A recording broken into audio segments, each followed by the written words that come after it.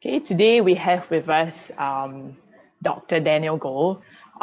He is a really knowledgeable professor in this area, and we are so honored and privileged to have him here with us this morning. So, just a quick introduction about Dr. Gold. He's actually the director of the Institute for the Study of Youth Sports and professor at Michigan State University.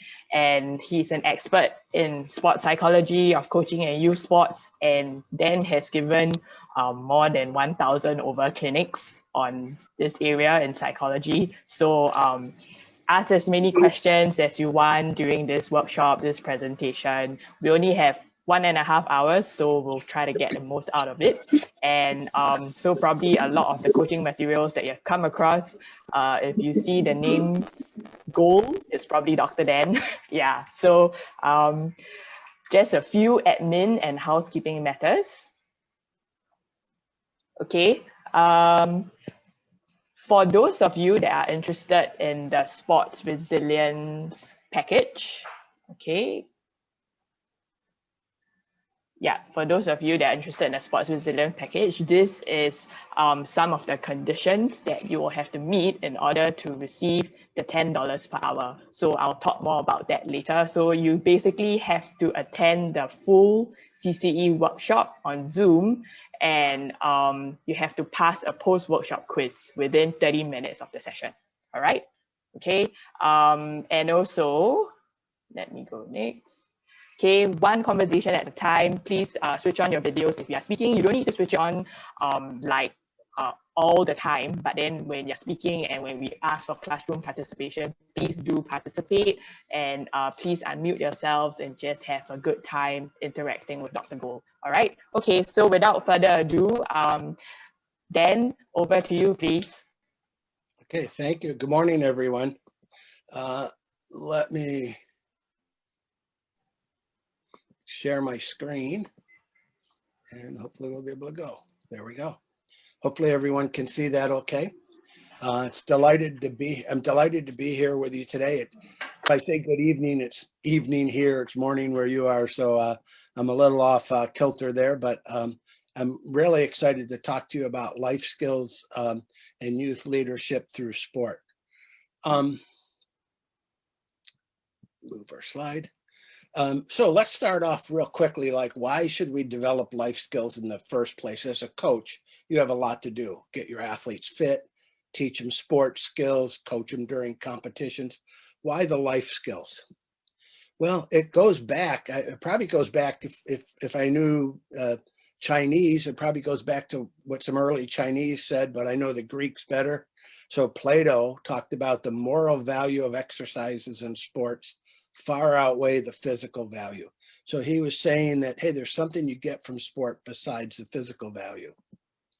The founder of the modern Olympic Games, Pierre de Coubertin, he was actually quite into like the mental side, and sponsored conference back in the day in the early 1900s. And he had some quotes for each individual. Sport is a possible source for inner improvement. And his second quote, Olympism seeks to create a way of life based on joy found in effort, the educational value of a good example, and respect for universal fundamental ethical principles. So again, he was looking at like what we learned through the physical as well as the physical. In our country, two like of the all-time great coaches, John Wooden, who you may know, UCLA basketball coach for many years. And then there was another coach, Amos Alonzo Stagg, a famous American football coach. And they were both asked if they had a successful season. And their responses independently at two different eras where I need to wait 30 years to find out. And as you see in the bottom, they were implying that they needed to wait to judge their success of their players by evaluating their character and their accomplishments years later. Okay. The other reasons we want to focus on these life skills is the need to help underserved youth around the world. And unfortunately in our country, I'm not sure about Singapore, but there are youth who don't come from backgrounds that are going to give them a probability of good success, like in Detroit, Michigan has some very poor areas. And they've done some statistics. 40% of Detroit youth will not graduate high school, which this day and age puts them at a real disadvantage. And of those who don't graduate from high school, 35% will be incarcerated later on. So the idea of how do we keep kids in school? Can we use sport to keep kids in school? Can we teach them certain things when they're in sport that may help them in school? And finally, in our country, we see some wasted top talent. This was a guy named Michael Vick. He was a American football, real good prospect, and got in all kinds of trouble off the field and basically derailed his whole career. We see that in professional soccer and some other sports. So while they developed tremendous athletic talent, they were missing another piece, and that sort of off the field behavior, these life skills. So we've done a lot of work in this area, and we formally define a life skill as those mental, emotional, social attributes, characteristics, and behaviors. So they can be mental, they can be social, they can be emotional, that an athlete develops, or maybe they come to sport where they can refine it through their participation on your teams, and then have the potential to transfer that to other life situations.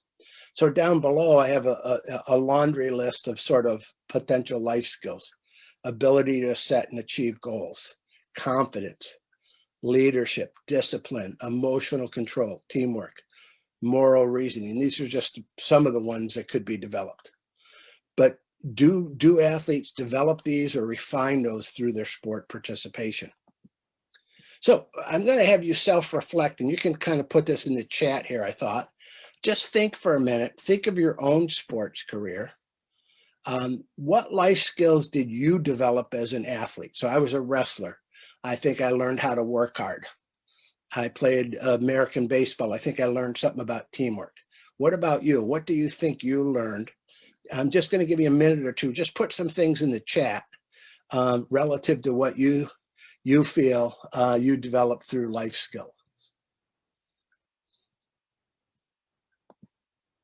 Oops.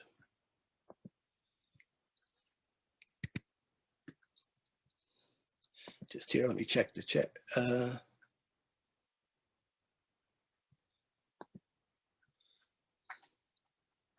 I see discipline and teamwork from Andrew. I see Philip, fighting spirit. I see perseverance. I see hustle and hard work from Patrick, character, teamwork, and adaptability. So I see some pretty good ones here that I think most of us would probably agree that we probably developed through sport. Networking is an interesting one. Okay. So go back to my screen sharing. Sorry, I have to turn it off to get to the life skill part, to the chat part. So you identified a number of good ones that we might develop through sport participation, and you're not alone. Now, if we think about life skills, there's this idea of transfer that I'll talk a little bit more about today. And in a paper we did recently, we talked about this. Transfer is a process that's ongoing, where an individual, perhaps us or our athletes, develops or learns some personal asset or life skill, psychosocial skill, knowledge, disposition, identity construct. Some of the things that you mentioned, I just had you put in the chat, in sport, and then experiences personal change through the application of that in other life domains. For example, I may have learned some things in sport to work hard, but maybe when I had a school subject I didn't like, I didn't work as hard as I did in sport. So did that work ethic transfer? So that's kind of a really important point that we'll make today. And this slide sort of depicts it. I'll call those instrumental life skills, or kind of things that we pick up in sport that can help us be a better athlete. Teamwork, confidence, ability to control our emotions, maybe leadership. So I have some listed here on the left: goal setting, confidence, leadership, discipline, teamwork, emotional control. And that helps us in the sport arena. If you're bowling, a bowler, it helps you while you bowl, a volleyball player, a netball player. But not all of those necessarily transfer beyond sport to life. Maybe out of this hypothetical example, maybe it's only confidence and discipline and teamwork that transferred. So I think that's one of the things I really want you to take from this is just because I develop it in sport doesn't necessarily mean it transfers. All right, so the point I just made, instrumental psychological skills for enhancing performance can be life skills, but they're not always. Okay, so it's just because you developed in sport doesn't mean it will transfer. For that instrumental, what I'll call instrumental skill, instrumental in helping you perform better, become a better high jumper, 100-meter sprinter. For that to be a life skill, you need to use that, and whether it's in the family, for a kid, or in school, or if somebody has a job in a work environment. So, so take a second here. Which of my life skills transferred beyond sport to other aspects of my life? So if I have you think about that a minute, and you go through and you think of those life skills that we listed before, I didn't give you much time. Which of those do you think transferred outside of sport? And maybe I'll have people kind of, if you're willing to kind of go on and shout out an answer, that would help out. Does anybody got one you're willing to volunteer?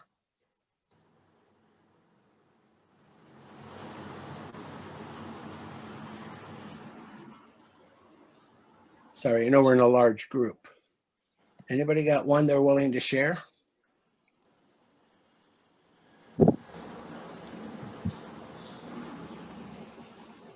Hi, Dan. We have some answers coming in through the chat.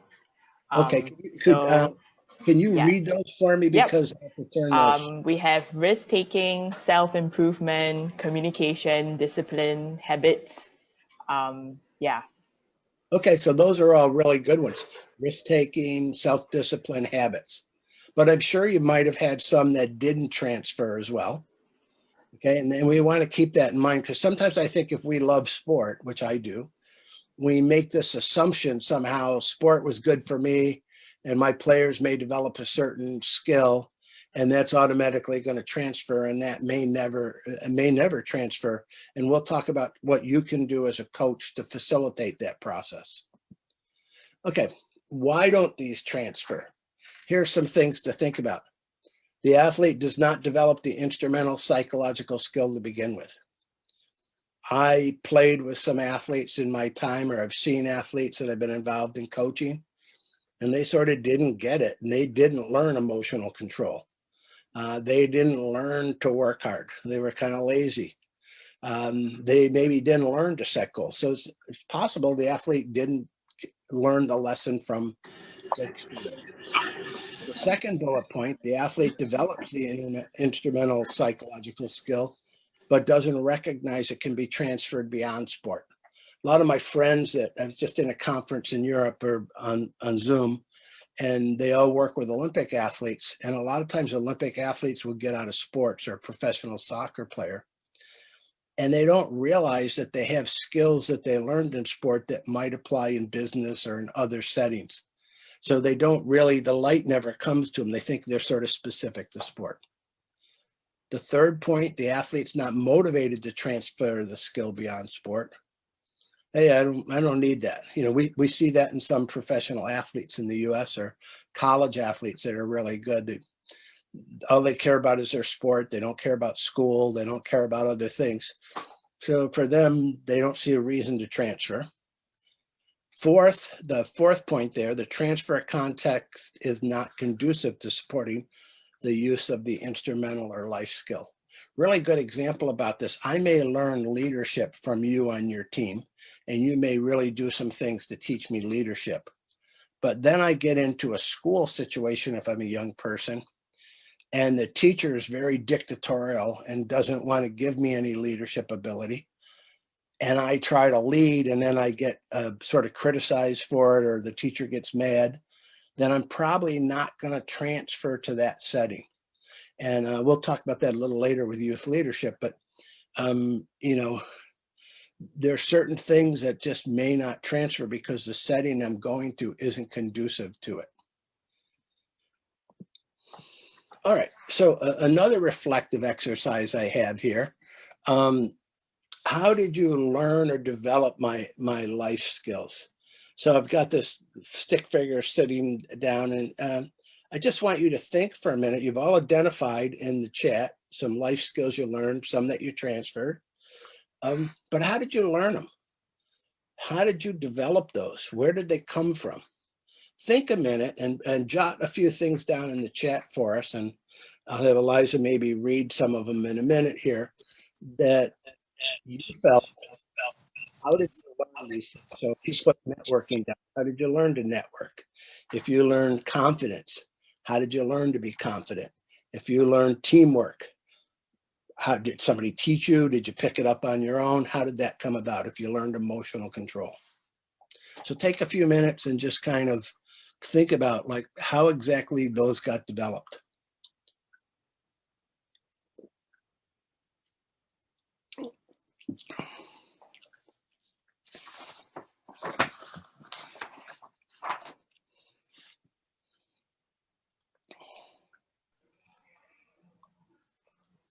Okay, we have the first response, which says mostly from mentors from real life or even books that they have read. Another quote said he learned it through being thrust into a situation, problem-based learning, application in different contexts, practice, repeat, repeat. Through leadership, during our trainings, opportunity was there to lead. Again, from experiences learned through failure and success. It was a coach, Patrick, he said sometimes it was from negative examples from my past coaches that went against my own principles that stuck with me. So that's interesting. Yeah, very interesting. Yeah, from books, overcoming through experiences and competition, through sport activities when we work with seniors and coaches, learning from good examples, retrospection and application in studies, not from coaches nor teachers. Another one's on self-reflection, to think about how and why myself responds, how I respond to a case or problem. Again, through real life and other people's experience, through discussion with players. Yeah, so quite a few responses. Thanks, everybody. Yeah. So great examples, thanks. And mentoring, by being put in certain situations, from modeling other people, and sometimes I thought the one that was good, negative experiences. We'll talk a little later about adversity and the importance. A tough loss is really hard to take for anybody in sport, a young person, but sometimes you learn from a tough loss. Or you might learn from a big win and you celebrate too much and then you're not ready for the next game. So negative experiences, one research talks about these as hot emotional issues, which sometimes come up in sport because it's emotional, can teach kids valuable lessons. But the other thing I should say here is all these things that could teach positive things could teach us negative things. I could have players on the team that cheat or do dishonest things, and I model their behavior. I could have a coach that tells us to be emotionally controlled, but then gets really out of control himself. So again, the techniques are pretty interesting. In fact, if we look on the next slide, sorry, one thing before I get into the techniques, I should have a slide here. I missed it. I'm going to go to this slide, family socialization. We did some early studies and looked at like Olympic champions, and we looked at high school kids in all different levels of sport, and how they learn like their psychological skills and competencies. And a lot of it has to do with the family. Like I remember some Olympians tell us, my parents stressed hard work right from the start, or if you start something, you finish it. Or respect my coaches. And then when I got in sport, those were reinforced. So sometimes I think we forget that they bring things with them and from their family background, whether it's respect my coaches. Via experience and trial and error, some people identified this. You get put in certain situations. We know, for example, that athletes, regardless of the sport, all have an optimal recipe of emotions that allow them to get where they want to be to have a good performance. So they learn how to psych up and not psych out. But a lot of that you have to learn trial and error when you're first learning how to compete. You didn't get ready for a game, you didn't do well, you got ready just right and it worked. And other times you got too nervous. So that would be a good example. I learned a lot about emotional control from experiencing competition in sport. You mentioned modeling others. It could be older players in like a club situation. It could be my teammates. Some people mention mentors, coaches. My coach formally teaches me. This day and age, we have a number of people that do psychological skills training. So I go in with a group of figure skaters and I teach them mental skills as a sports psychology specialist. And one sometimes we forget about is good genetics. I know there's some research on transformational leadership that there's a correlation between if parents have it and the kids have it. So, and we know about half of personality is probably genetically induced, and we don't probably talk about that much because we can't do much about it, but it's there. So on the right side of this slide, I have athletes develop their psychological skills and competencies in two general ways, implicitly. So some of you mentioned in the chat, you sort of picked it up from being in different experiences. It wasn't like your coach told you to learn that. You sort of figured it out on your own. That would be implicit learning. We learn from the environments we're in. You watch some players be disrespectful to the coach and they got yelled at or kicked off the team. And you learn not to be disrespectful by watching them, even though nobody gave you a lecture about it. Other times it's very explicit. They're taught or purposely fostered. So I'm a coach. I teach my athletes about goal setting. I then have those girls and boys goal set. I give them feedback. That's very explicitly taught. So both of those ways are used. And in this slide, we see there's some support for both approaches. Kids pick things up from sport. Athletes pick things up from sport on their own. Most experts in this area, however, feel the more consistent life skills effects are associated with the explicit approach and recommend that be taken. And that sort of makes sense as a coach. If I put you out on a field or in a swimming pool, you'll probably figure out some things on your own just from trial and error. But if I coach you and I teach you how to do the butterfly stroke or a backstroke or a flip turn, you're probably going to learn it more quickly. Well, on these mental or life skills, if I'm more consistent and deliberate teaching them, you're probably going to learn more of them and learn them more quickly. And that's what the research is bearing out. So there's some problems, though, with this whole idea of fostering life skills. It was interesting when you put things in the chat box, which were great, by the way, thank you. You need to realize we're probably all the sport success stories. We all ended up as coaches. We ended up like the people who love sport. But think about some of the kids who quit that you played with or didn't have a good experience. Sometimes we forget about them. So when we're coaching, we think everybody's going to have the experience we had. A sociologist of sport, Jay Coakley, talked about the great sport evangelist myth. So in Christianity, where you have evangelist preachers go out and try to convert people. And he was saying sometimes coaches kind of assume that there's a myth that just because you play sport, people are going to be converted and learn these skills.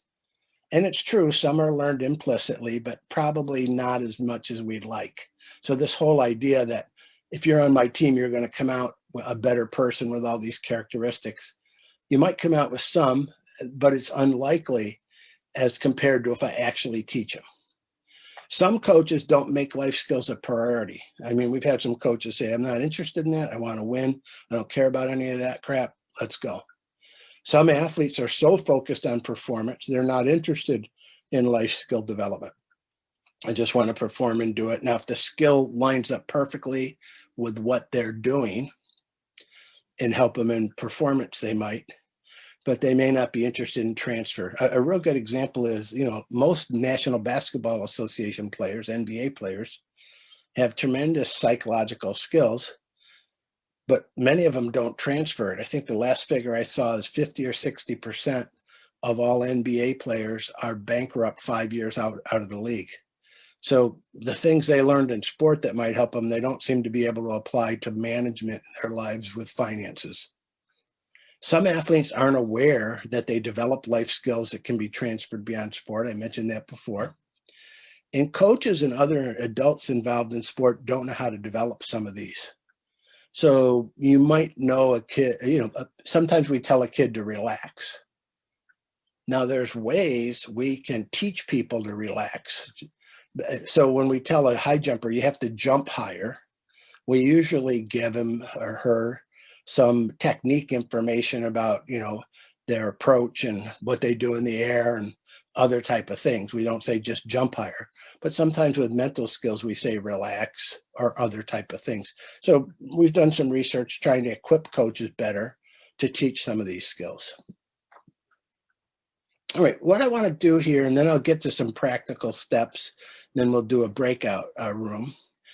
What has the research taught us about life skill development through sport? There's been a lot of exciting research the last 10 to 20 years in this area. And I'm just going to highlight some things here. First, we know this is about youth development in general. For kids to flourish, whether it's in the arts, in sports, or any sort of out of school activity, these conditions seem to be present. A physically safe environment and psychologically safe. If the child or young person doesn't feel safe in that environment, it's much harder to develop these skills. Consistent and clear structure accompanied by adult supervision.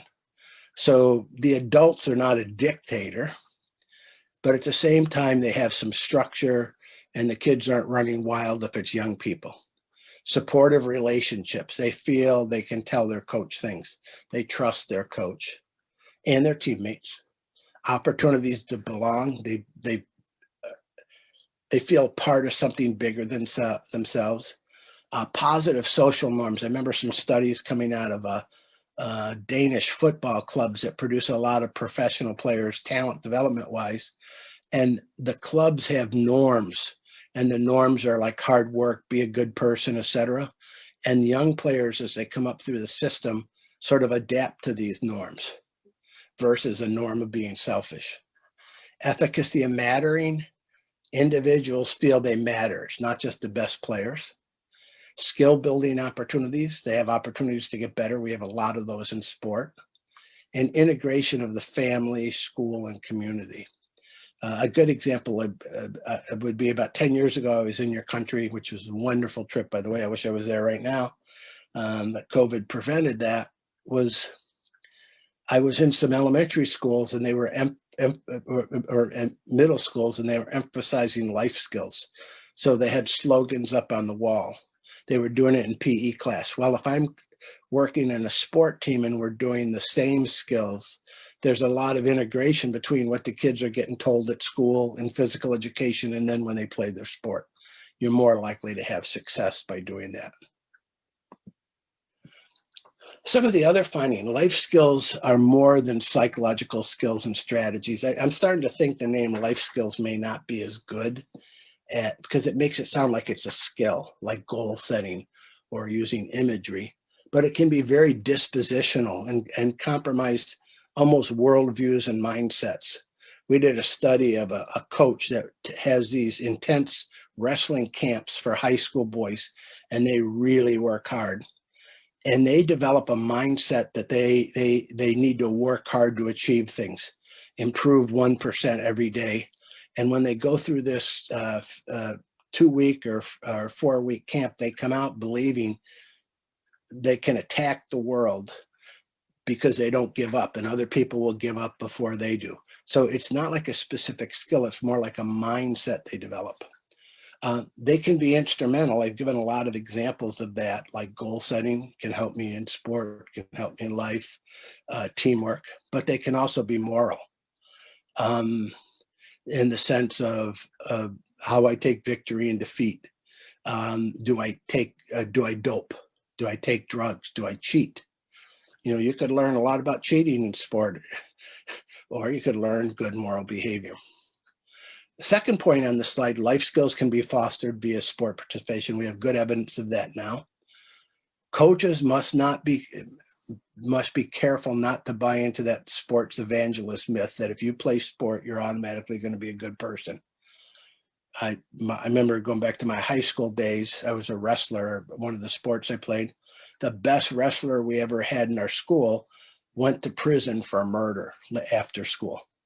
So somehow he didn't get the moral values and self-control that others of us might have got from that program. Athletes don't enter sport as a blank slate. We just did a study, a real interesting study. I went back and looked at people that went to high school 50 years ago and played a lot of sport, and then interviewed them about what they learned and how that influenced their life. And what was really interesting, a lot of them said, now they came from good families, you know, mom and dad at home that stressed good family values. A lot of them said what happened is those family values, what they learned got started at home: hard work, respecting others, teamwork. And then when they got to sport, they had an opportunity to use those, opportunity to have them amplified or further developed. So sport can reinforce existing values, or now not all kids come from those nice families with good values, etc. Some come from some pretty rough backgrounds. And there we have to overcome some life skill deficits. So we'll come back to this in implications about, can you assess what your athletes come into your program with? What skills do you want to reinforce? What ones are missing? We know, I mentioned explicitly teaching life skills. That might involve formal coaching, holding discussions with players to talk about things, constructing experiential learning environments. So a number of you mentioned in the chat, I learned it through the experience. Well, as a coach, this wrestling coach I was telling you about that we studied, he set up this summer camp. He taught the boys about stress management, and some girls were in the program. He taught them about having positive self-talk.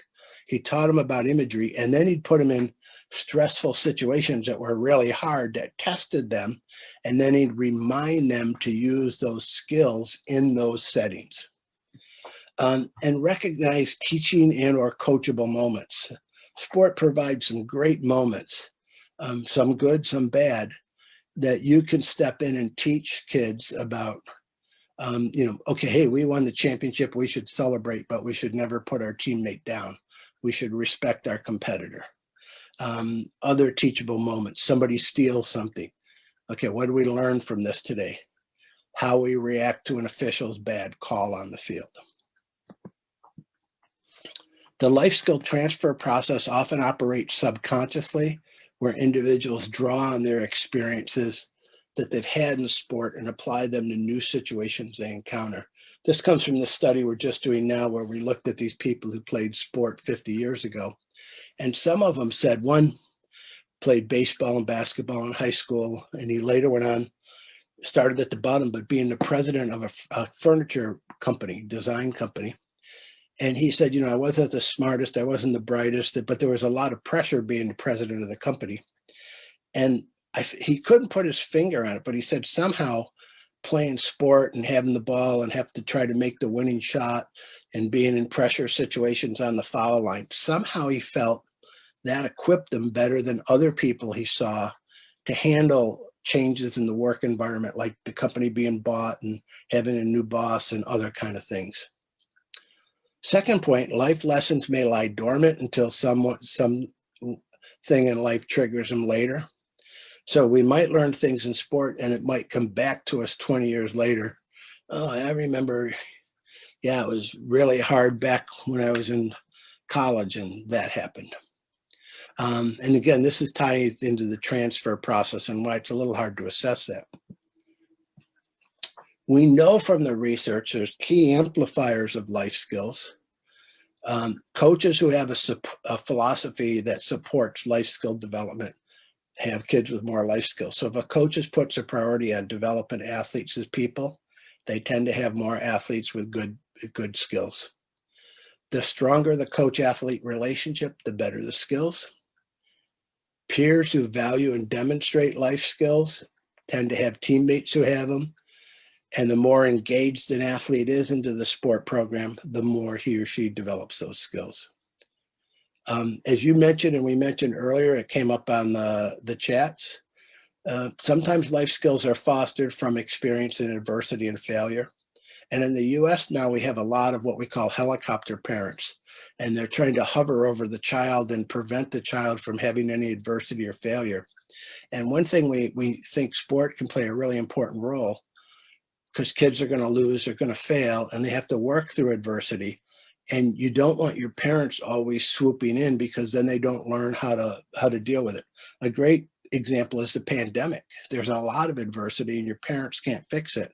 And if you were a kid and you never learned how to handle adversity, you're in a lot worse shape than a kid that's learned how to handle some adversity. Last point, some powerful lessons can be learned from young athletes who remain on teams but do not receive a great deal of playing time.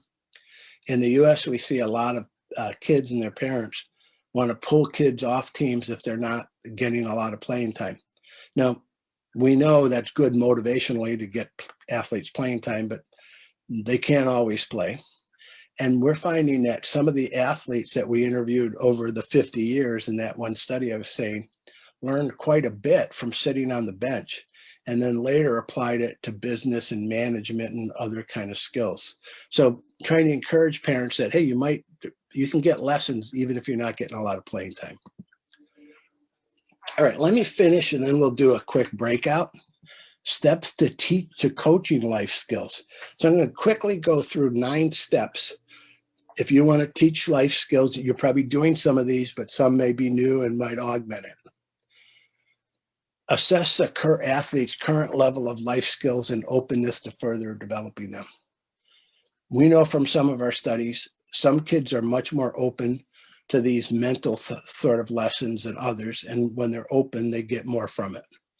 In this one study, all the kids developed some, but the kids that were really aware and open got more. Somebody mentioned reflection on one of the chats. Getting kids to reflect about their experiences can really help cement these life skills. And we want to know, what's their reflective ability when they come in? Family instilled values. Do we know what kind of family environment they're coming from?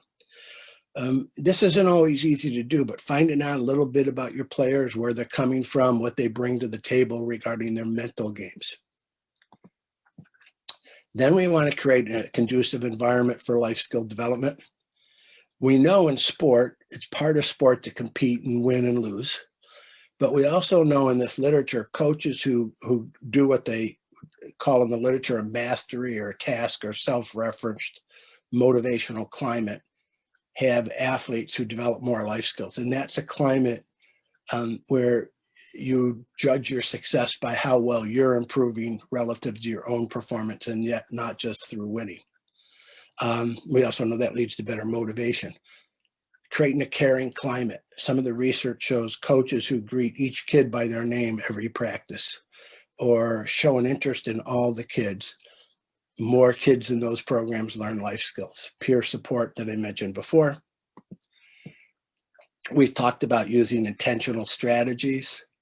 A quote I like, life skills are taught more than they're caught via sport participation. Step 4, select coaches or be a coach with the right philosophy and coaching competencies. 1, you got to put life skills as a priority. What's interesting, we've done some research to show coaches who develop life skills, they often help the team perform better. Plus, you can use them later on. Have key values that they emphasize. We found coaches who develop life skills, they may not all develop the same ones. Some people might be time management, discipline, and teamwork. Somebody else, it might be teamwork, confidence, and self-regulation. But they have certain things they stress and they come back to. Emphasize winning, but not at the price of sacrificing life skills. So a really good player breaks our team rule, They won't play the player because that player needs to learn you just can't break rules in society versus even if it costs the team the game. Fostering strong athlete-coach relationships. Are also mentioned this earlier. This can be done in different ways. One study we did of American football coaches, one guy was just a physical specimen. As the kids looked up to him, little young boys with big eyes like this, I want to be like him.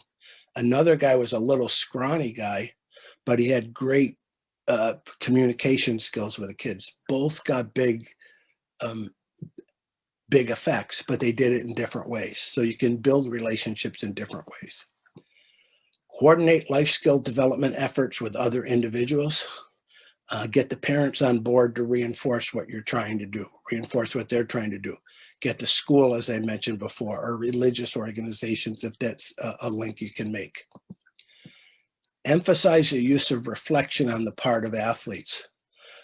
This one coach that was so good at developing life skills we studied in this camp situation, every night the young people had to go to their rooms and write in a reflective log thoughts to the day, what they learned mentally. Just that helped them develop. And then they'd have discussions and presentations about it. 8, teach for transfer. So if you're talking about goal setting with your team or teamwork, say, hey, this can really help us have a good year. We can distribute the ball better. We can win more games. You know, in school, sometimes you also have team projects you work on, or you might work as a team at a restaurant you work at. You can use what we learn here and you can transfer that. The more similar the situations, the more likely the transfer. And also there needs to be some reinforcement for it. Good example with goal setting, have the athlete set 2 goals for sport and 1 for school, and then follow up on it. And number 9 is assess life skill development and transfer. You know, when athletes finish the season or their parents, ask them, hey, did we emphasized, you know, these things this year? Did you see that in your child? Or you ask the athletes, like exit interviews in school sport, when they're age out of the team, what did you learn? See if it matches what you think they learned. So those are sort of 9 steps that you might want to think about in terms of developing life skills. I'm going to skip a couple slides here because of time. One I want to cover, but before I do that, the role of winning is kind of interesting with life skills. I talked about the motivational climate, where it's better if we focus on a task climate that's self-comparison versus ego, which is beating everybody. In sport, everybody knows it's important to beat other teams. We did a study with NFL coaches who won awards. These were players who were in the National Football League who nominated high school coaches who changed their lives. And these were very successful coaches. They won 77% of all their games in their careers, but they placed the prime values on life skills. So winning and life skill development doesn't have to be either or.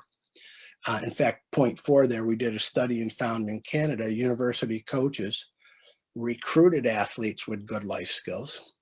And Rainer Martins just talked about the dual role of winning. On one hand, if we put too much emphasis on winning, it can get people to cheat. It can get people to do things maybe we don't want to happen. However, if nothing matters, you know,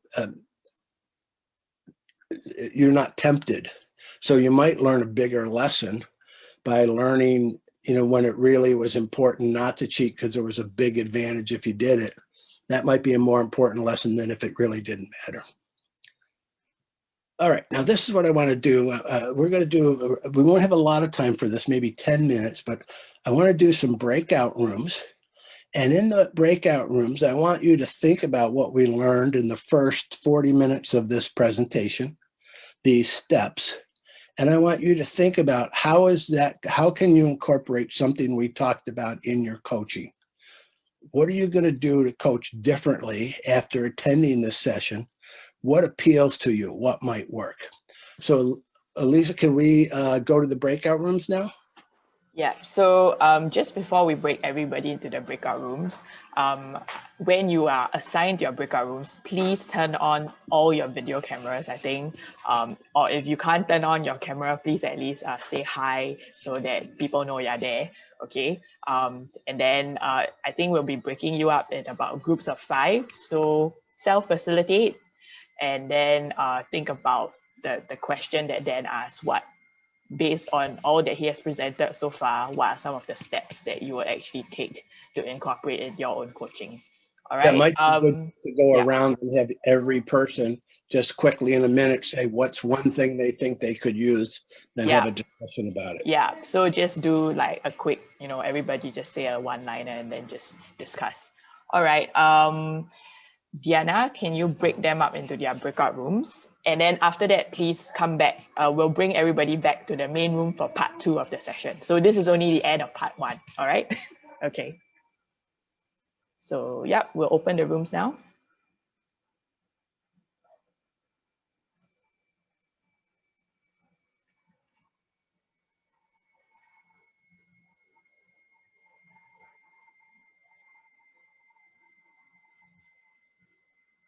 Okay, Gilbert and William, they are not assigned to a room.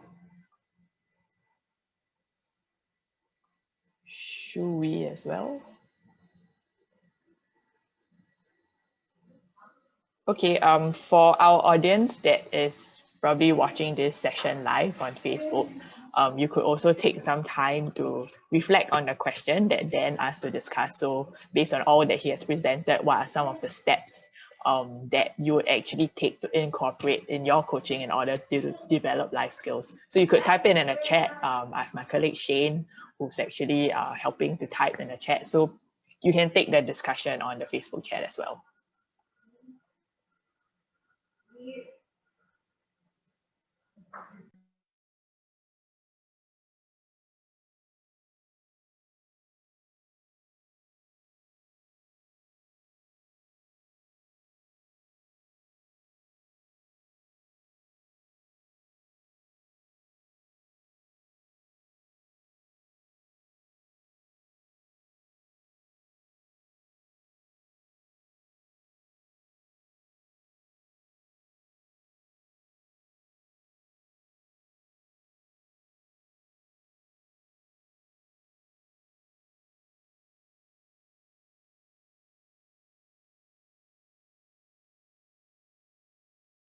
Oh, hi, William, Gilbert. You are not in the breakout rooms. I don't know. I cannot see that. Oh, I think you might have been assigned to a room. Yeah. Yeah, maybe Diana, you can try assigning him again. If not, we can always have a discussion here as well. Oh.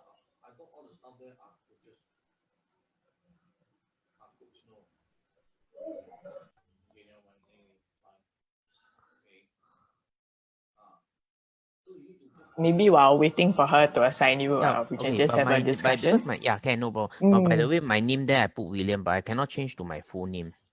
Oh, no Yeah, worries. because I registered as the Pung Kang Wee, but I don't know why I cannot Okay, change. yeah, no worries. Later in the feedback form, you just write your full name, so don't worry about it. Okay, can. Yeah. Okay, yeah. Okay, So what are some of the steps that maybe based on what Dr. Goh shared that you want to take?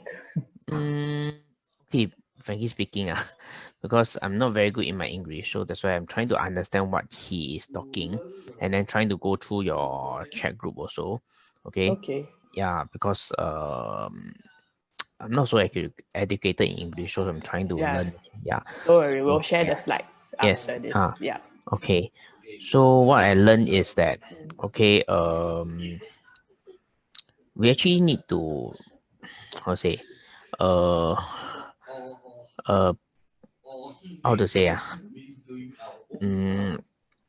actually we should know our own skill first, right? Our own spot, our own skill first, and then how to develop the student, right? Correct for this one. Yeah, so I mean, as a coach, it's Yes. good that you will definitely have to develop the skill of the sport. So may I ask what you're coaching? Actually teaching swimming only.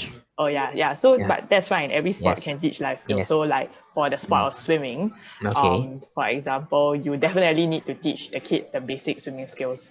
But Yes. after that, what else can you teach the kid? So you can teach your students about confidence, about perseverance. Because I guess in the water there's a lot of water confidence that they need, the willingness to try. So these are things that as a coach you can slowly start incorporating it when you are teaching them the basic skills of swimming as well. Yeah. So basically, and how Survival do you skill? survival skills, but in Skill. what sense? What do we mean by survival skills? So survival skills on the water, but in life, what do survival skills mean? So now that you can, you are confident on the water and you can do it very well.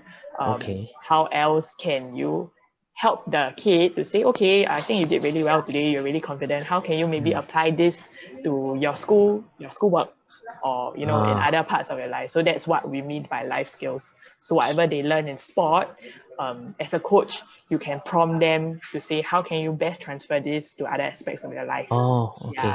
Yeah. When you explain more, roughly better for me. You get the idea. Yeah. Because when he's English, I say, wow. No worries. No worries. Just like, slowly. Okay. Hold on. Yeah. Okay. I see Desmond Vince and Desmond. Yeah. Did y'all just join us or? Can you hear me? Oh, hi, Vincent. Okay. Yeah, sorry, I'm actually driving. I'm outside meeting somebody. No worries. We are having a discussion here. Okay. Maybe we will just break you guys up into Diana. Maybe you can just send William and Vincent into just one of the breakout rooms, and then you can send me to one if need be as well.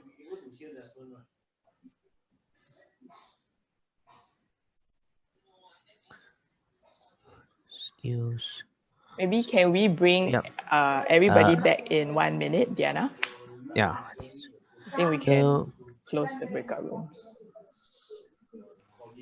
William, can you see you need to join the room because I assigned already. You assigned already? How do I join the room? I did not control anything. I'm just. Don't worry about it lah. It's okay. Yeah. How? Did you receive notification to join? Receive it. I think Diana, it's okay. We can bring everybody back because we have part 2 of the session. So you can close all the rooms now. Okay.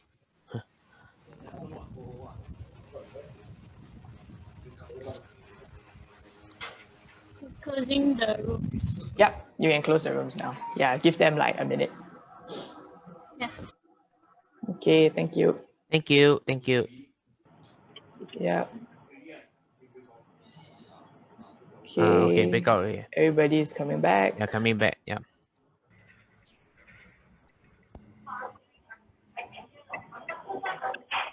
Liza, will there be a recorded version?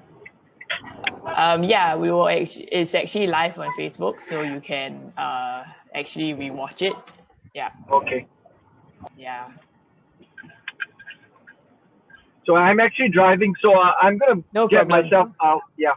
No problem at all. Yeah, sure. Thanks, Liza. No problems. Bye. Bye. Hi, welcome back, everybody. I hope you had fruitful discussion. Yes, thumbs up if you had a fruitful discussion. Okay, Alan, Rion, all said good. Okay, hi Dan, we've got everybody back. Okay, let me go to sharing screen. Well, first, before I do that, how are the discussions? How did it go in your groups? Thumbs up, you can put an icon, have a reaction if you felt that your discussion went good. Okay, that's good. Wish we had a little bit more time, but hopefully it got you thinking about some of these things. Didn't manage to hear from one person, unfortunately. Yeah. So please participate, coaches, if you are in a discussion breakout rooms. Yeah, that's for your own learning as well. Okay. Yeah. Let me go back. I'm going to shift now for our last half hour. To talk about youth leadership. And I'll skip some slides here just because of time. Don't get frustrated. We can get the slides to you.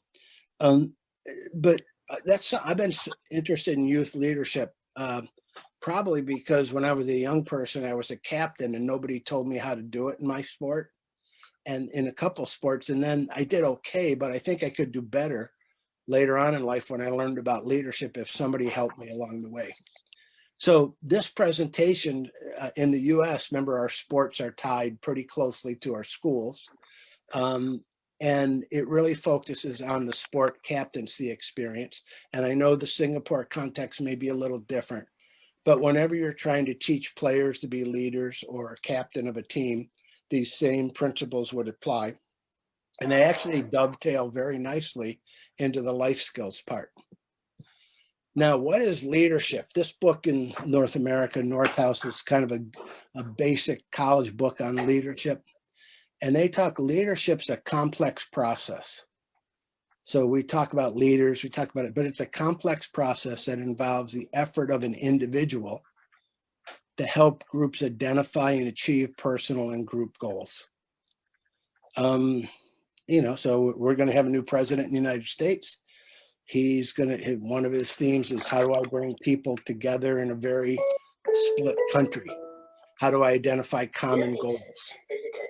A good example would be sort of infrastructure goals that, we need new bridges and roads, and whether you're Democrat or Republican, maybe you can get behind it. So how does he get people to find something they can find some common ground on? On a sports team, yeah, most people want to be successful, but they don't always agree on how to do that. Maybe you didn't get the position you wanted. So again, it's a complex process, a series of steps we need to move towards.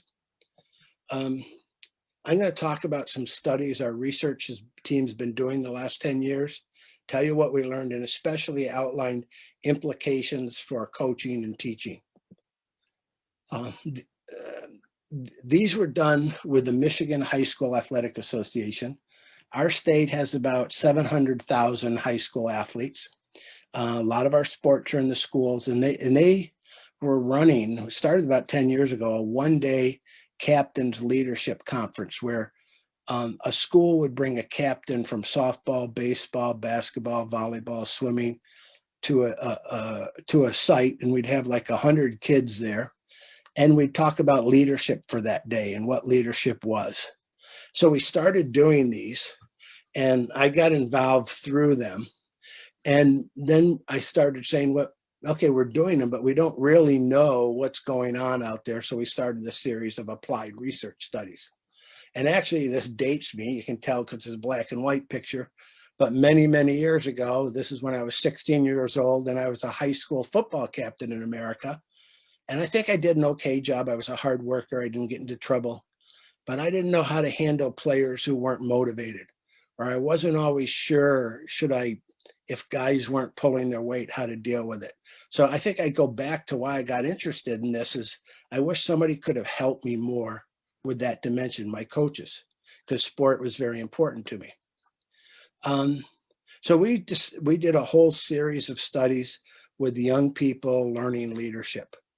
And these studies partly came from, we were on the right side of the slides, we were doing what we call outreach in the community.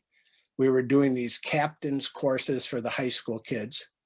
We then started in one high school, a leadership club. The MHSAA is the Michigan High School Athletic Association. ISYS is our institute. We actually developed an online captains course that I'll give Eliza this because you can go on and use it. It's free if you want to train your captains. We've been doing a women in sport leadership conference. And then we've worked in Detroit with the police athletic leagues on girls sport leadership. So we're doing these applied programs. And I said, well, we're talking to kids about being captains, but I don't even know what the experience about being a captain was. So we started research on that. And then I said, okay, we're trying to tell coaches how to develop their captains, but we never studied coaches. So then we studied exemplary coaches at building leadership in young people. And then we developed these online courses and we started to evaluate them. So this is an example of how we do community outreach and engagement, and then we do research, outreach and engagement, research. So on one hand, we're trying to come up with practical things that will help people like you. And the other, we're trying to advance knowledge so we can get it in the literature and other people can help people. So in the first phase of our research, we looked at what it takes to be what the experience of being a high school captain is. So a 15 or 16-year-old that's a captain of a team. Then we looked in the phase 2, what exemplary coaches, their views were, and we did an interview or qualitative study and some survey studies. And then we evaluated these courses. We had the participants evaluate them. We did a season-long intervention to see how captains actually used it on the field. And we're trying to do a full evaluation now. So again, I know I'm going through this quickly, but I really want to get to the results, which I think will interest you. So we did the first study, the experience of being a sport captain. And we wanted to understand, we were doing these clinics, but it's dawned on me one day, well, we've never even asked kids what it's like to be a captain. And it's a long time since I was one.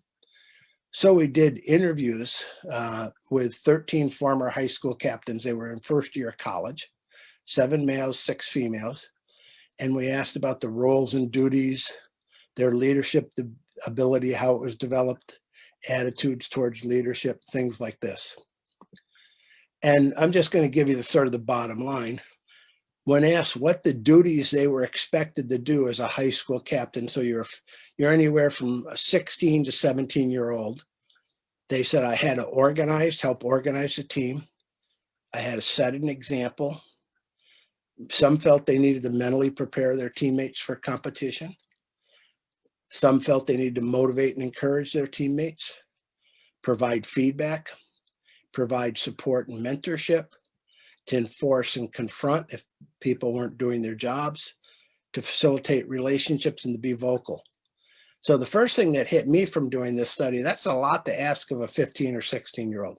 It's a lot to ask of an adult, but in a way, that's kind of what captains are doing, at least in our state. The biggest finding from the study is little or no training for captains. 11 of the 13 captains told us that nobody told them how to be a captain. They just thought you'd know how to from being around. And nobody taught them what leadership was, how to be a leader, how to handle difficult situations. Here's a quote from one of the kids. I just think it was kind of implied because, I mean, we were both freshmen, 9th graders, and we both came up 4 years, so now they're a 12th grader, seeing both bad and good captains. Coach just assumed that we could take it from there. I wouldn't say that he taught directly. I'd say he just taught like indirectly, figure it out. So this was a pretty typical response in the 11 of the 13 that got little training. So we then said, well, if they're not getting much training, let's identify some great coaches. So our high school association identified some great high school coaches who were known for really developing youth leaders. And we did an interview study, and then we did a national survey based on what we found in the interview study. So the interview study was to gain an in-depth understanding of high school coaches and how they mentor captains. And we were interested in their coaching philosophy, their training methods, the biggest mistakes they made. They interviewed 10 high school coaches, or we interviewed 10 high school coaches known for developing them captains. Here's what I thought was interesting. Remember I said in the first study, the kids told us that only 11 of 13 coaches, or 11 of 13 coaches didn't do anything relative to teaching them about leadership. These exemplary coaches did. They taught the kids about how to communicate effectively, make eye contact, speak up, etc. They taught them how to provide feedback and reinforce. They held coach-captain meetings on a weekly basis. They encouraged and conducted formal training. I'll talk more about that in a second. They just didn't assume they'd pick it up. They taught them key leadership things. They provided good examples. They'd bring a pro sport example in of a player that provided really good leadership for her or his team. They gave autonomy to let the kids practice leadership without jumping in, worried that they'd mess it up. Sometimes some of them shared assigned readings, and most of them provided follow-up. So they were very proactive. So I think that's a really important thing. If you want to develop leaders, you need to be proactive.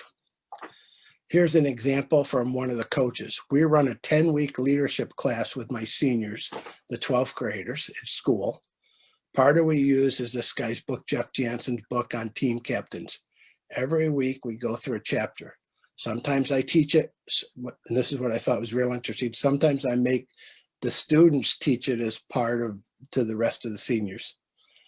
And that really tells them exactly what a leader is, what the roles are. We also asked them what the biggest mistakes they made. And they said, it was interesting, they gave 2 points here: giving too much responsibility too soon. And then the second point, not giving enough responsibility. So we know from youth leadership, kids need to have responsibility to learn to lead, but they have to have the right amount at the right time. And the coaches struggled a little bit to find that sweet spot. Some said they used poor selection practices in terms of identifying who should be a captain. Not communicating enough with the captain was a mistake they made. Failing to reinforce, educate. Having inappropriate, poor relationships. Inappropriate, I don't mean sexually or anything. I just meant not a good relationship with the captains. And making assumptions about what they already knew. This coach said, one of the mistakes that I made early on in my coaching career is just assuming the kid knew how to put the captain hat on. As a teacher, I can't assume students walk into my class knowing all about the French Revolution. I can't assume then that the athletes know all about how to be a good person. I can't assume they know their role in terms of a captain or leadership.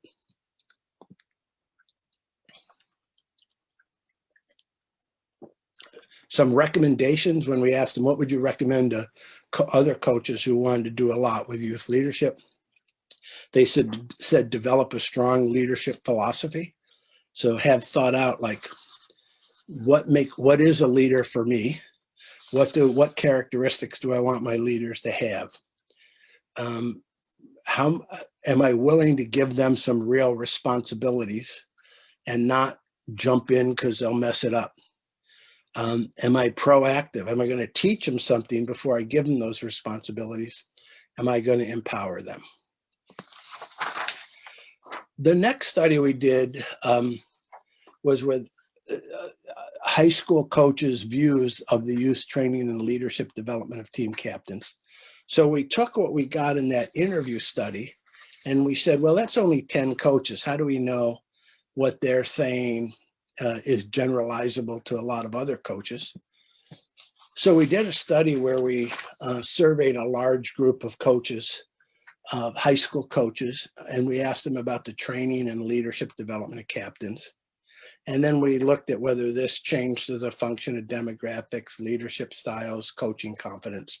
I'm not going to talk about that second purpose. So in this study, we surveyed nationally 274 coaches from around the country, all different sports. 255 reported using captains. 19 didn't believe in captains. Some felt everybody needs to be a leader, which is fine. The male-female breakdown was about 214 to 60, which kind of is representative. We have more male coaches than females. We're trying to get more female coaches right now. On average, the males were 45, females 38. Then you see the years of experience. Here's what I want you to focus on: the challenges captains face. So the higher the number on the scale, the more often it was a challenge. So coping with pressure from teammates. So that these coaches felt the challenges captains face, the biggest one was coping with pressure from teammates. The second one was balancing multiple roles, student, athlete, captain. And the third, staying neutral in conflict situations between teammates. Now, the least challenging, which weren't huge in terms of the total number, the scale went like from 1 to 4, I think. Communicating with coaches wasn't seen as a big challenge. Feeling isolated or overstepping boundaries.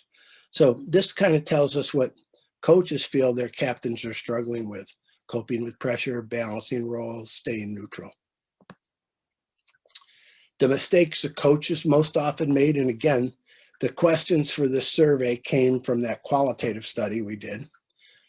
The mistakes they felt they most often made: biggest one, not educating their captains on leadership. Second, making assumptions about what they knew. And then third, not giving them enough responsibility. Giving them real trite responsibilities, not like real meaningful ones. Least often mistakes: having poor relationships, relying on captains too much, selecting the wrong captains. So this was really interesting to me.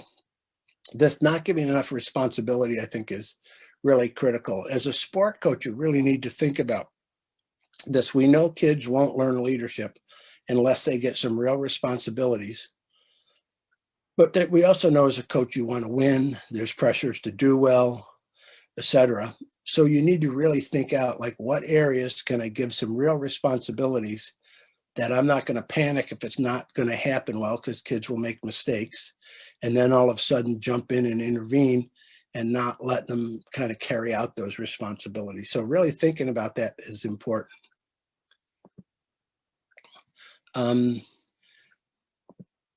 Our formal leadership training programs for captains a good idea? 84% said yes. They felt males and females you don't need separate programs. And I'll skip this just because of time. So the biggest challenges most often deal with teammate issues, according to the coaches' perceptions of what their athletes experience. And coaches want their athletes to learn transferable leadership skills and feel their athletes could learn leadership from being a captain.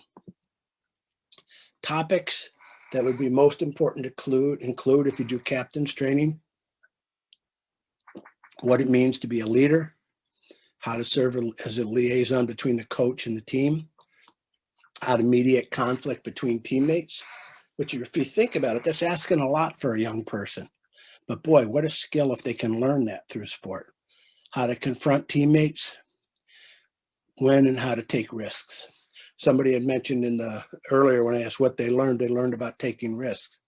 Well, when you're a captain, do we discuss that with our athletes, like when and how to take risks? A study here, and again, I'm just being aware of time, I want to get to the implications. We developed an online captain's course. I sent Eliza, and she'll put this up on the site. Like when we do these one-day workshops for captains, we've developed a little book. And then we decided that, the in-person ones were good, but we then did an online one. It's about 3 hours long. It's free from the National Federation of State High School Athletic Associations. The kids can go on and take it.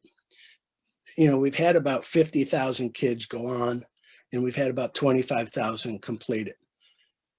In this study, we wanted to know, like, okay, we built this thing. Is it working? So we surveyed participants. And let me go back some. So this was an evaluation of the online captain's course that we put together. And the course, really involved positive modeling, communication, motivation, team cohesion, handling tough situations. And in 10 years, we did about 1,000 athletes in our state went through the course. And they got this little book, which I actually sent Eliza, which you can have and use, and it's got like exercises in it. But then we put this online course together, and we did it, and these are kids that hosted it. So these are young athletes who hosted the course. They were captains, and they were talking to other kids who were captains. This is an older slide, but at that time we had 16 individuals, 1,000 completed. So the value of going online is you reach a lot more kids. I'm not going to skip this, but we were really trying to understand what was going on. We sent surveys to athletes in 8 different states who had used the course most often. 186 females, 67 males, average age 17. They typically played 2 high school sports, and we had 18 sports represented. when we asked them about coach involvement in the course, 92% of the athletes were directed to the course by a coach. Okay.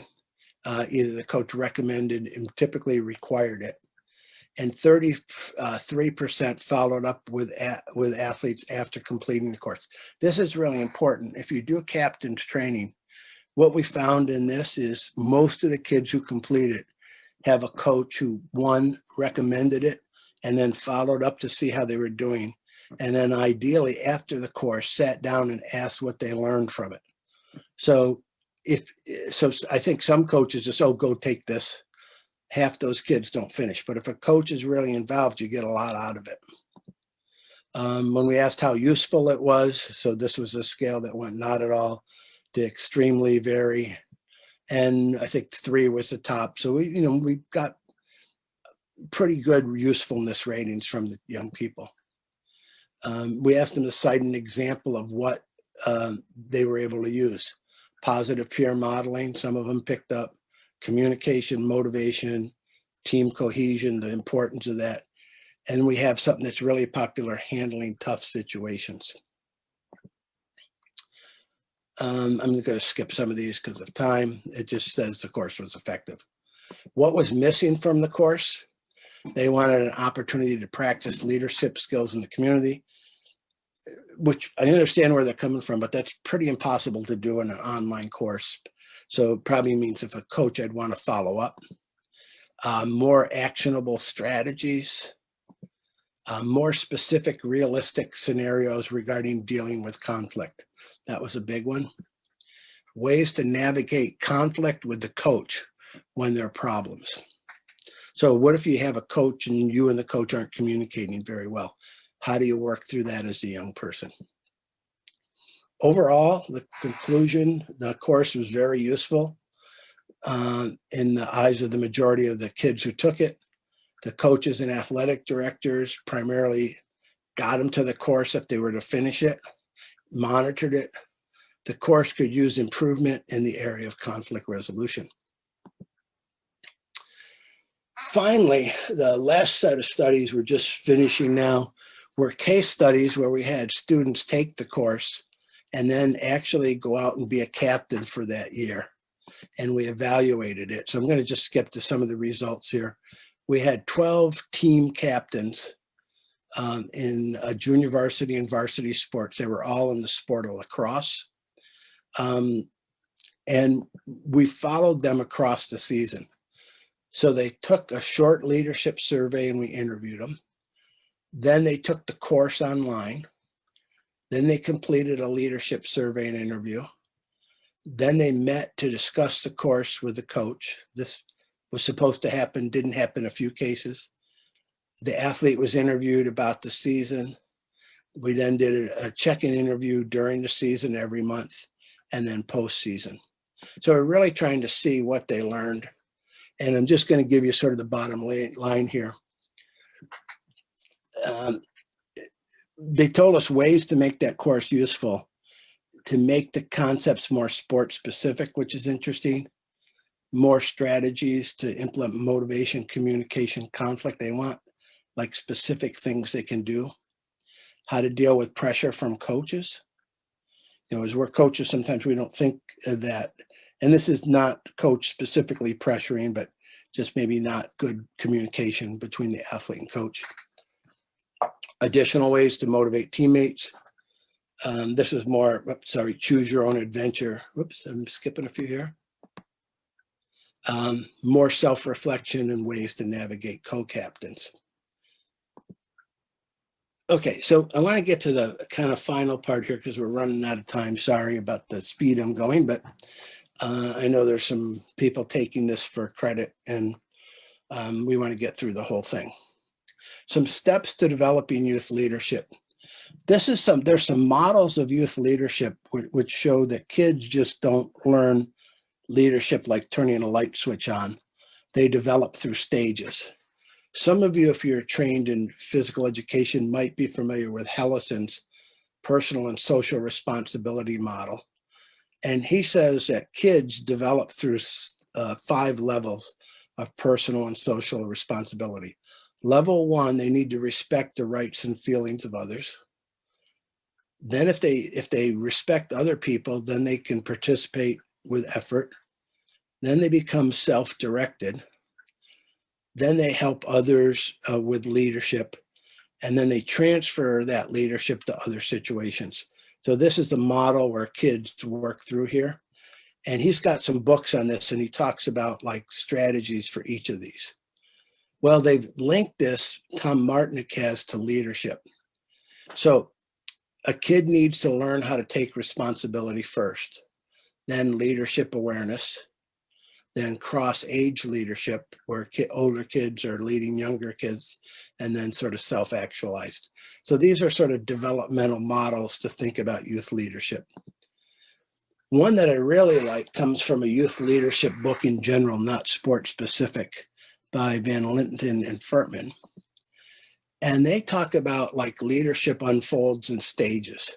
And I think this is really interesting because I go back to my own experience as a 15-year-old. Stage 1, I may never have thought about myself as a leader till I was asked to be a captain. So what does it mean to be a leader? I need to be aware of my leadership potential. And I was also a school officer, and that played in. Then, okay, I'm aware of it. Now I have interaction. I learn by doing. And then I have mastery of skills that I build on that learn by doing. And they say you move from transactional to transformational skills. Transactional skills would be a lot of kids won't speak up so others can hear them. So that you need to work with the young captain to speak loudly or to make eye contact when they speak if it's appropriate. Some Asian countries, I know it isn't, but things like that. Transformational is, I know how to give feedback, I know how to communicate. The transformational is really about, I'm now trying to understand my teammates' goals. I'm trying to see where they're coming from and integrate all that, which is a higher level skill. Now they say there's leadership dimensions that make up leadership, like information, what you know about leadership, what the kids think of leadership is. I remember we asked one 15-year-old girl in Detroit what the leaders do. They boss other people's around. That doesn't fit most leadership views. So you have to do some education there. Leadership attitudes, thoughts, dispositions, feelings, communication skills, decision-making skills, stress management skills. So this maybe gives you a roadmap of some of the things that kids would need awareness, then learn by doing interaction, then mastery on. Okay, couple bottom line things as I finish up here. Experiential learning is essential for teaching youth leadership. Youth learn by doing. Think about what situations you could have, a young player lead part of a practice to a fourth-year player for a first-year player. They learn by doing. Letting them design a team shirt. Now, you may not like it as well as the one you did, but they came up with it. So what can we do to give them some real responsibility? We need to teach for leadership transfer. So when the season's over, talk to them about what they learned about leadership. What'd you learn about leading as a captain today? Well, I learned it's hard to get everybody on the same page, or whatever it is. Then say, well, how do you think that could help you in a school project? How do you think that could help you if you're in a drama club? How could that help you in a job? So get them to think about how to transfer. Use a variety of educational techniques. We talked about those with life skills. Be patient, hold realistic expectations. Kids will make some mistakes. Sport and physical activity settings are great context for leadership development. So I think that's something we could really sell. Sport is valuable to parents. I know in Singapore, there's a lot of emphasis on academics. Hey, we teach kids not only the fitness part of this, we teach them skills like leadership that they'll need in life. All youth can learn to lead. It doesn't just need to be captains. We should be teaching it to all kids. We need to be intentional in our efforts to develop youth leadership. They, again, need some of the transactional skills, like kids who are afraid to talk in front of a group. It's going to be hard for them to lead if they don't project their voice, if they don't know how to give people feedback. To me, those are transactional sort of level 1 skills. The transformational skills are reading the team, are figuring out the different goals. I'll probably learn the transactional skills first and the transformational skills later. Model and reinforce leadership and leadership skills, especially the transformational. So we may need to model those or point out models who do those. All right. I hopefully left some time for questions. I know that was a lot coming at you. So let me stop at this point. I'll stop sharing my screen and come back in the picture. And I don't know how, Elijah, we want to handle questions, if they want to put them in the chat, or what do you think is best? Yeah, I would actually invite like anyone who has a question to just unmute your mic and just ask the question directly to Dr. Gold. Yeah, and no silly questions. There'll be some silly answers, but no silly questions. Yeah, unless you are really shy, then you can type in the chat. But of course, we prefer that you take this time to really ask Dr. Gold the question directly. And I've been to Singapore, and I know how smart you guys are, so I know there's some good questions.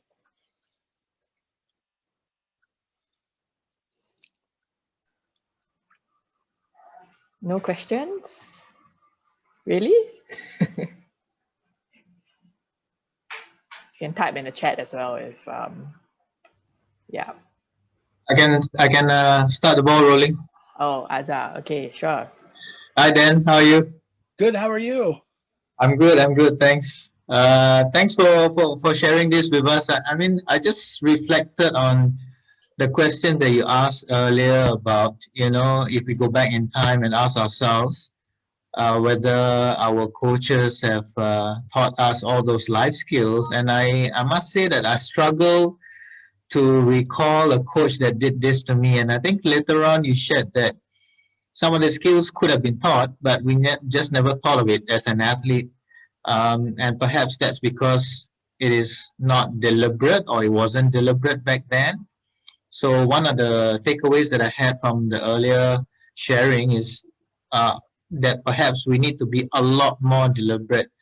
But even if we, you know, go that direction to be a lot more deliberate and we follow the steps, would it still be that, you know, 20 years down the road, the athlete still reflects that my coach didn't do anything, my teacher didn't teach anything. But what comes across very strongly is the skills, the technical skills that they have picked up. Is that something that the research also points towards? Yeah, well, the study we just did with people that I actually went to high school 50 years ago, and a lot of them weren't star athletes, but they all felt they learned things in high school sport that helped them in their lives.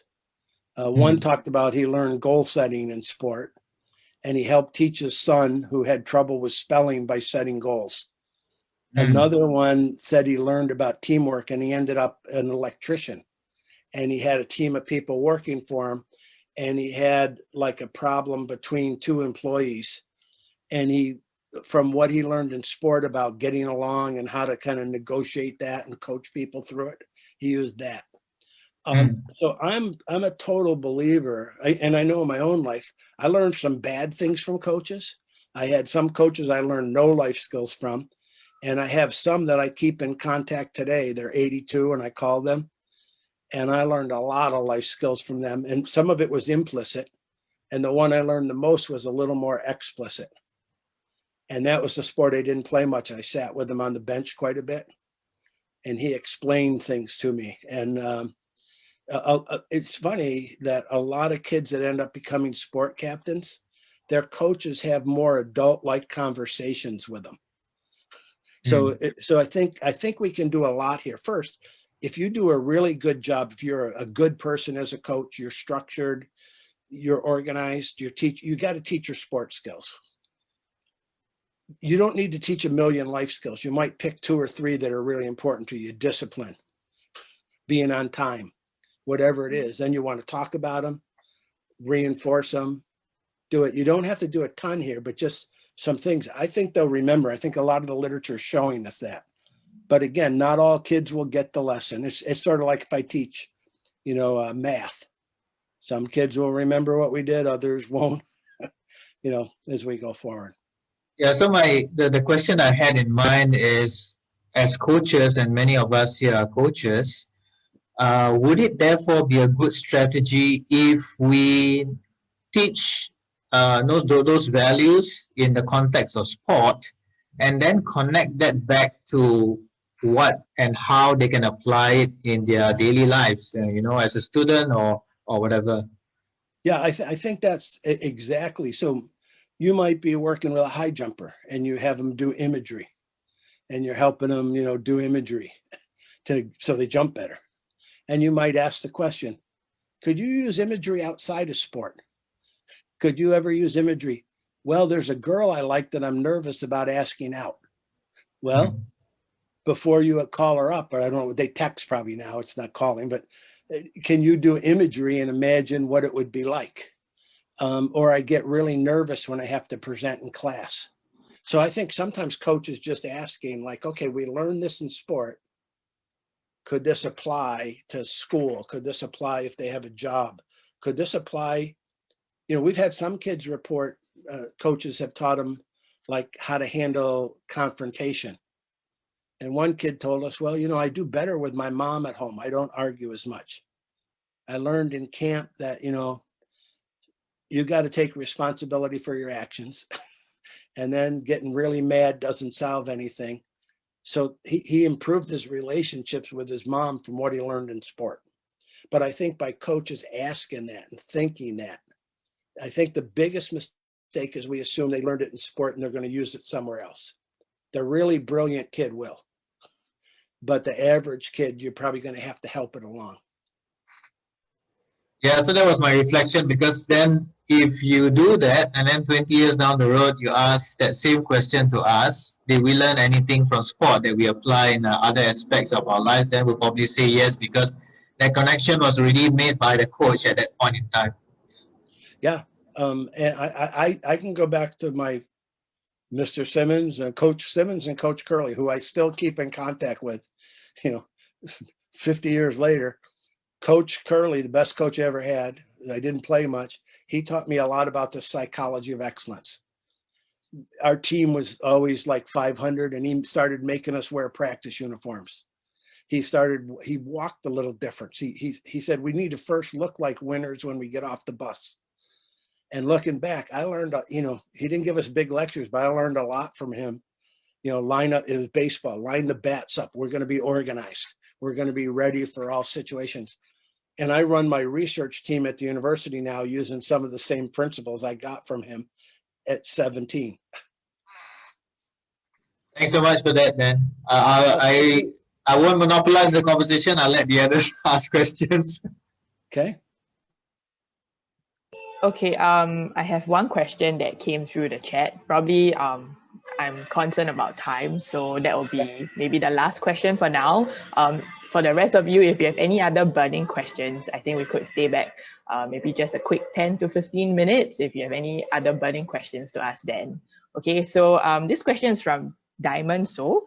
So as a coach, how do we balance coaching players who display the right attitude and learning from what coaches are sharing versus players who are not influencing and having a negative feel of the sport? Yeah. Yeah, it's a tough one. I know the Singapore sport context is a little different than the US context. So you've got to always understand your context, your culture. But for me, it's letting athletes know what to expect. Here, when you come to the field, I expect positive statements. I don't want to hear whining. I don't want to hear poor me. I don't want a lot of pity parties. I want you to run between drills. I want you to say positive comments to your teammates. I don't want dirty looks if something goes wrong. Then when you see players do that, way to go, Eliza. Hey, good attitude. Beatrice, come on over here. Sorry, I remember her from my group. But Beatrice, let's talk. And, I don't reprimand her in front of the team. Beatrice, you're getting down on yourself. You're a leader on this team. The other people model you. I know you can do better. So I think hold people accountable, reinforce what you want. And the other, depending on your sports situation, this is the coach in me. Obviously, we got to build with what we have. But I remember that coach I was saying in my high school that I learned so much from. He had 15 slots on the team and I made number 15. And he told me he picked me over two people who were better athletes, but I had a better attitude. And he was trying to turn the culture of the team around. And he thought my attitude would do it better than the more skilled players. So he actually picked people to help build the culture of the program. Then once the culture got going, it reinforced itself. So I think sometimes you may think about like, okay, do I need this kid? That sounds mean, but I mean, it's sort of, first I'd try to develop it, but if it wasn't developing, I'm going to select the right people to the team to build the culture I want.